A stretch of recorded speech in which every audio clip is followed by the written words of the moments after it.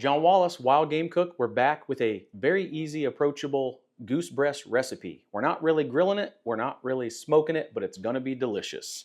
The key to it is using High Mountains game bird and poultry brine. What we're gonna do is we're gonna take our goose breast and we're just gonna kind of prep them and look for any blood spots, anything that, we may wanna just trim out of there. Look for additional feathers. Where the breast meets the wing bone, there is a lot of silver skin and connective tissue right here. I like to go ahead and fillet that right out of there. Just get underneath there like you're filleting a fish. Trying not to waste too much of your meat. You can make a little V-cut if necessary. Again, trying to minimize meat loss. This is going to make for a better end product, especially if you're introducing someone new to goose, because it's not something that gets a lot of rave reviews from folks if they've never had it. Looks much better there. It'll be better for chewing. I like to get rid of the tenderloins. We can typically save those and cook them later. Again, looking for any blood damage. The brine will help with moving some of that blood out of there. Doesn't hurt to do a little bit of investigating. You might be able to find some shot pellets as well. A pinpoint metal detector can also help with finding shot pellets as well. Okay, we've got them cleaned up good enough. We're going to place them in this bowl. I'm going to wash my hands and we're going to get back here for this brine. All right, we've trimmed up our goose breast. Now we're going to go ahead and make our brine. We're going to get 4 cups of water, which is 1 quart. All right, we've got our goose breast trimmed. We've got our 4 cups of water, which is 1 quart. This package here will do up to 2 gallons of brine. I found that most times a quart gives me as much brine as I need. I've worked out the math to where 2 tablespoons per 4 cups gives us enough brine for what we need. You want to incorporate this really, really well. And that's it. So we're going to take our brine and place it in our bowl. Move our goose breast around a little bit so that we know we're getting good contact with the brine. It's not creating a suction on the bottom of the bowl. We're going to place this in the fridge for up to 2 days.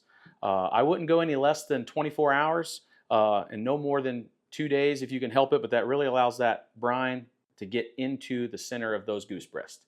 See you back here in a minute. All right, so we've got 2 goose breasts. These have already been brining. It's been almost 2 days. You can see the color of that brine has really changed from a yellow more to a red. It's drawn some of that blood out of there. Again, the brine has penetrated this goose breast, which is going to keep it juicy, which is going to give it a great flavor. So we're going to drain this out in the sink and we're going to come back. We're going to pat our goose breast dry and get them seasoned up and ready for the grill. We've drained our goose breast. Now we're just simply going to pat them dry.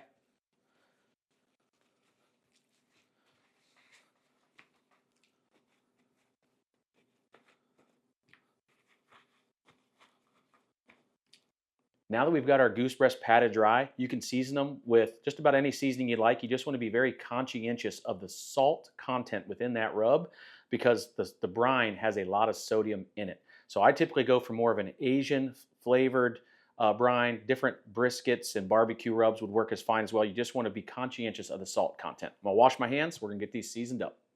All right, we're going to go ahead and season these up. The number 1 ingredient in this rub is sugar, which is going to add a nice sweetness to the goose.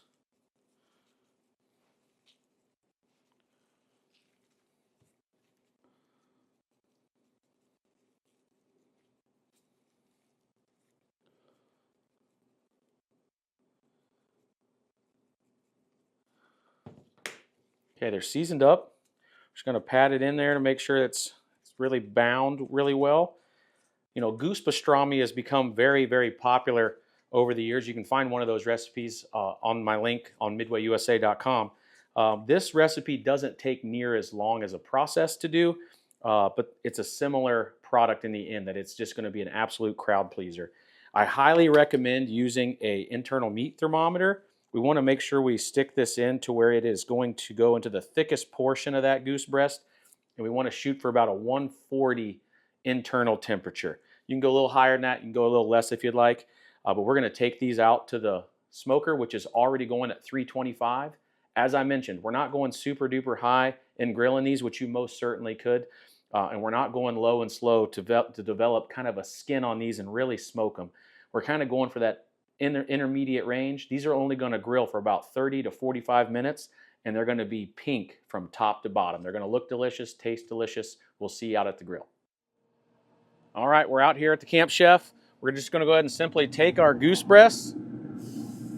We've already got our grill preheated. We're just going to put them here on the top shelf, monitor that temperature. Again, come back here in about 30 minutes or so, check in on them. We're looking for an internal temperature of around 140 is kind of what I like. We'll see you back there then. All right, so our goose has come up to temp. We're going to go ahead and pull these off. Still super juicy.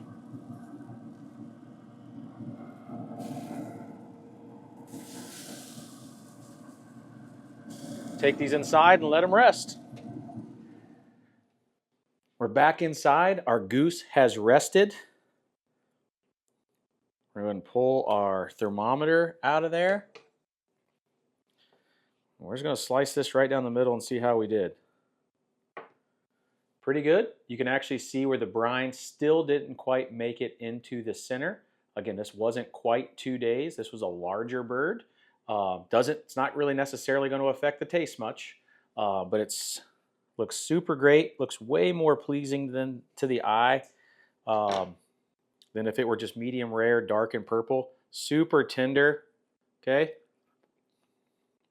and super flavorful.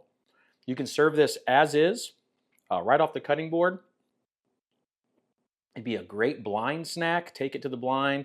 You know, put a frozen one in your blind bag. Take it there the next day. Eat it hot, eat it cold. Use it as an appetizer, as an entree. Let's slice into this other one here. Again, just beautiful in color.